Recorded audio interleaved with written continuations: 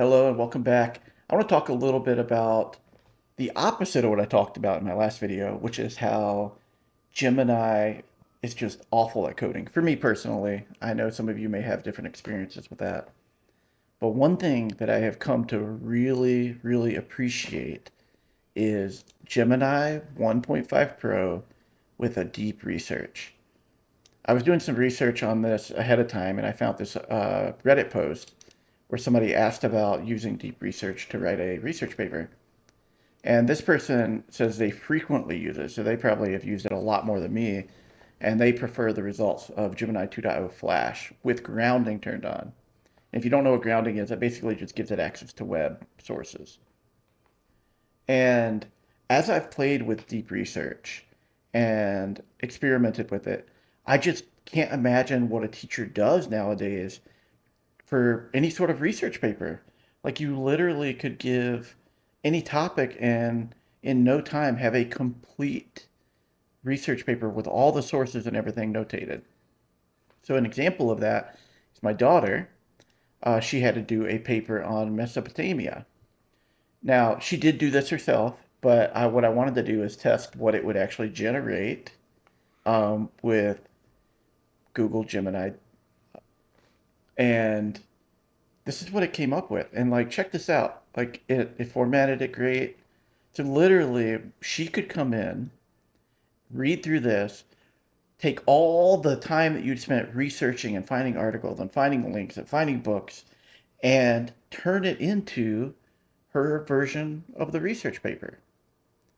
Having done no actual, like, traditional research like we used to do, where we'd go grind through books and links and things like that. Now, I'm old enough to know that back when I was doing research papers, we still used encyclopedias. So I know things have changed quite a bit. Because I mean, I have not opened an encyclopedia for 20 years at this point.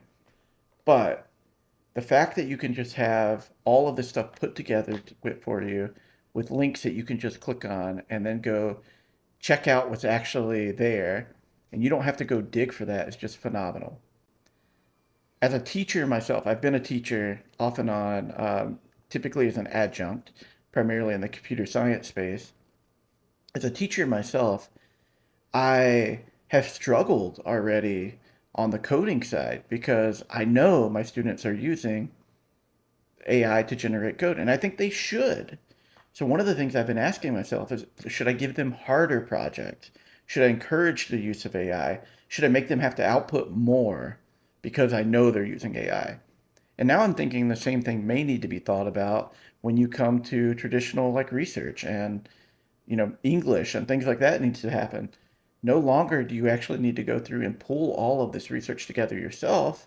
You can have a robot do it for you. So anyway, let me jump into a couple more examples here. One of the things I do on a day-to-day basis is I'm really looking at competitors, and this isn't the space that I'm technically in with our company, but I wanted to give an example. And I know this space really well because spent a lot of my time in fintech and in e-commerce. So a competitor analysis is something that I've been part of companies that would pay another company significant amount of money to do a deep competitor analysis. And we would get results back that were about on par with the quality of this. I do think, this may be not exactly there yet, because what they would typically do is sometimes actually get inside information from the company. So they would like interview people inside the company to find out more, where this is limited to really what's available publicly. But this is absolutely phenomenal. So if you're going for an investment of any kind in a company that you have, like there's no reason you shouldn't know who your competitors are, how much money they've raised, what their features are, and you should be able to get that like incredibly quick through Gemini Advanced Deep Research. So what I did is I asked it a few things about like I wanted to know the major companies that actually do e-commerce solution or SaaS solutions and e-commerce for data analytics. And then I told it to include funding, told it to include features, and I told it to include other things that they think would be important. So you can see here, this is the Google one, and they talk about the pricing here, the target market they've included. Then they include Hotjar, which is a company that I know. And then they include Shopify Analytics, which is also another one that I know. And then they include WooCommerce Analytics. And then they include another one down here, Mixpanel, which is a major player in just data analytics in general. So it's like super great. And then you look at, just for example here, this one says that they've raised a total of 77 million in funding over 6 rounds. So it gives you information on that. Of course, you want to go and just verify some of that. But at first glance, nothing in here seems incredibly off. This is a company I had not heard of, Whoopra. So I would want to go and like understand more about them. It just goes on and on and on and on and on. And down here at the bottom, it gives you all the links to it with the 92 websites found. I did that uh, project that we talked about a little bit ago with the Mesopotamia. I also wanted to see what it would come up with in 1.5 Pro. Clearly, it's still decent. It does actually give you some sources at the bottom, but ultimately, like, it doesn't really compare to what we ended up generating with Google Deep Research, which is just an absolute monster of a resource for a young kid to be able to come in and generate their own research paper from it. And I mean, you know it. You know it. I know it. They're going to go and use AI to take this information and actually generate the final research paper. So this is the Gemini Advanced 1.5 with deep research. So this is just to show you real quick. This is what it actually came up with. And my favorite feature in all is this open in docs. It pops it right into this file and boom, you just go ahead. So back to that Reddit post that they were talking about where they were saying that Gemini 2.0 Flash and grounding are really good. I did that here. So I turned on grounding and I wanted to just kind of do a comparison here. I really love the way they cited with actual links. I don't know if you noticed that, but like in this one in particular, you know, they do cite it. You can kind of see here. They have it like that. But I do really enjoy this format quite a bit. And I felt like this was also incredibly good.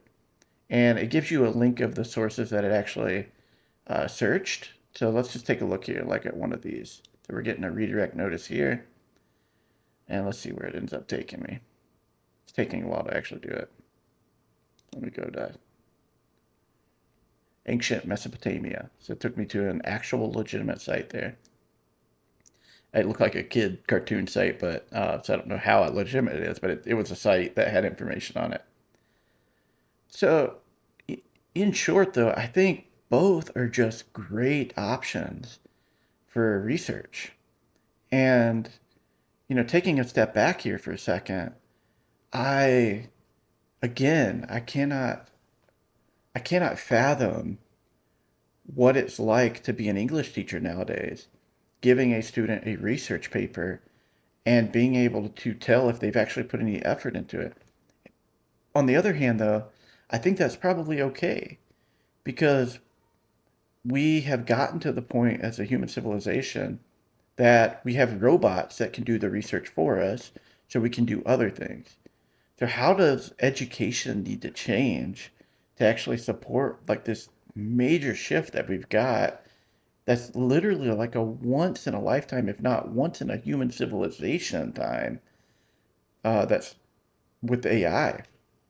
I am incredibly just baffled at where things are going, but at the same time, I'm so excited because this is every day it's something new, and I just I can't wait to kind of see how this all plays out. And I'd be curious to see what all of you guys think. Do you guys like Google Deep Research?